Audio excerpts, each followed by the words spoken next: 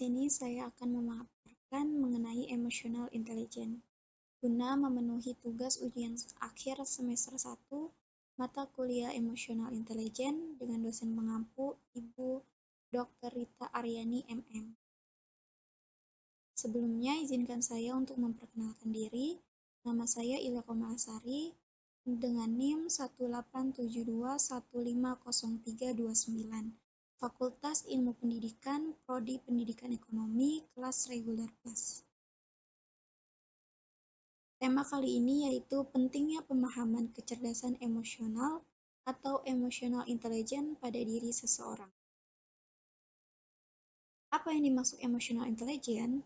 Emosi adalah perasaan tertentu yang bergejolak dan dialami seseorang, serta berpengaruh pada kehidupan manusia. Terdapat banyak macam ragam emosi, antara lain rasa sedih, takut, kecewa, dan sebagainya, yang semuanya berkonotasi negatif. Ada juga emosi yang berkonotasi positif, yaitu rasa senang, puas, gembira, dan lainnya. Pengertian emotional intelligence. Intelligence yaitu kecerdasan, sering diartikan dengan inteligensi. Istilah cerdas sendiri sudah lazim dipergunakan dalam kehidupan sehari-hari. Inteligensi didefinisikan dalam 3 dimensi, yaitu kapasitas untuk memperoleh pengetahuan, kemampuan untuk berpikir dan logika dalam bentuk abstrak, dan kapabilitas untuk memecahkan masalah. Emosi berasal dari kata emotus atau emovere, yang artinya mencerca. Maksudnya sesuatu yang mendorong terhadap sesuatu, seperti emosi karena ada unsur gembira. Hal ini mendorong individu untuk melakukan perubahan pada suasana hati, sehingga menyebabkan tertawa. Atau sebaliknya, marah menunjukkan suasana hati untuk melakukan penyerangan atau mencerca terhadap sesuatu yang menyebabkan seseorang marah. Menurut Gardner, akar kata emosi adalah movere, kata kerja bahasa Latin yang berarti menggerakkan. Bergerak ditambah awalan "e" untuk memberi arti bergerak menjauh, menyiratkan bahwa kecenderungan bertindak merupakan hal mutlak dalam emosi, sehingga dikatakan bahwa emosi adalah akar dorongan untuk bertindak. Manfaat pendidikan keterampilan emosional. Goleman mengungkapkan keunggulan dari keterampilan emosional. Yang pertama, seseorang akan memiliki kesadaran diri dalam emosinya. Mengelola emosi. Seseorang akan lebih bisa mengelola emosinya. Yang ketiga, memanfaatkan emosi secara produktif. Dan yang keempat, memiliki rasa empati dan bisa membaca emosi lewat struktur tubuh atau dari kata-kata seseorang. Atau juga bisa dari nada seseorang berbicara, apakah dia marah.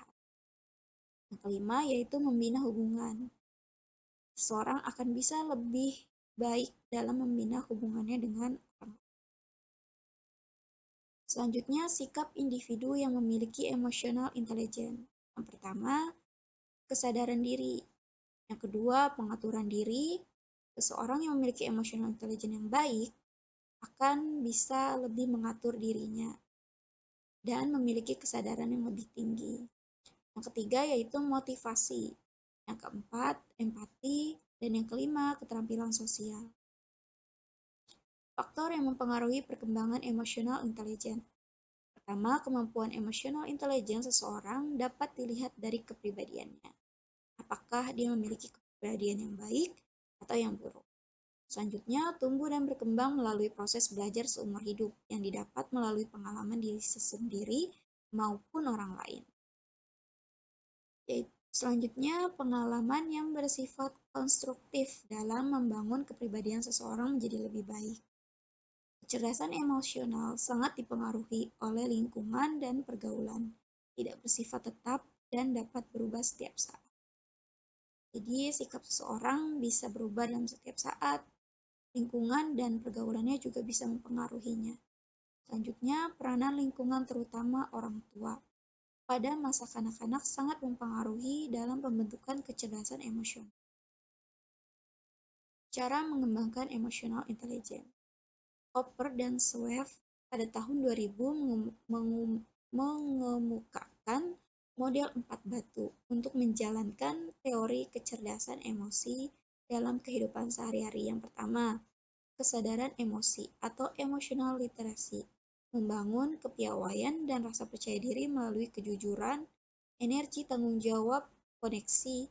Individu harus melawan rasa tidak percaya diri dan mulai terbuka kepada orang lain. Yang kedua, kebugaran emosi atau emotional fitness, mengembangkan sifat dapat dipercaya, keuletan, kepercayaan, mendengarkan orang lain, mengelola konflik, dan mengelola kekecewaan. Yang ketiga, kedalaman emosi atau emotional depth, mengeksplorasi cara menyelaraskan hidup dan kerja Anda dengan potensi yang Anda miliki. Alkali emosi atau emotional alchemy, memperdalam naluri dan kemampuan kreatif untuk menangani masalah dan bersaing demi masa depan, untuk membangun keterampilan yang lebih peka terhadap kemungkinan solusi yang masih tersembunyi dan peluang yang masih terbuka. Dapat disimpulkan dari pemaparan yang tadi, yang pertama, bahwa kecerdasan emosi adalah kemampuan untuk memotivasi diri sendiri dan kemampuan mengelola emosi dengan baik pada diri sendiri dan dalam hubungannya dengan orang lain. Yang kedua, Goldman menyatakan bahwa secara umum ciri-ciri seseorang memiliki kecerdasan emosi adalah mampu memotivasi diri sendiri, bertahan menghadapi frustasi, mengendalikan dorongan hati dan tidak melebih-lebihkan kesenangan, mengatur suasana hati dan menjaga agar beban stres tidak melumpuhkan kemampuan berpikir, serta berempati dan berdoa. Yang ketiga, faktor yang dapat mempengaruhi kecerdasan emosi seseorang yaitu secara fisik dan psikis. Secara fisik terletak di bagian otak yaitu konteks dan sistem limbik. Secara psikis meliputi lingkungan keluarga dan lingkungan non-keluarga. Demikianlah pemaparan dari saya, kurang lebihnya mohon maaf. Wabillahi taufiq wal hidayah. Wassalamualaikum warahmatullahi wabarakatuh.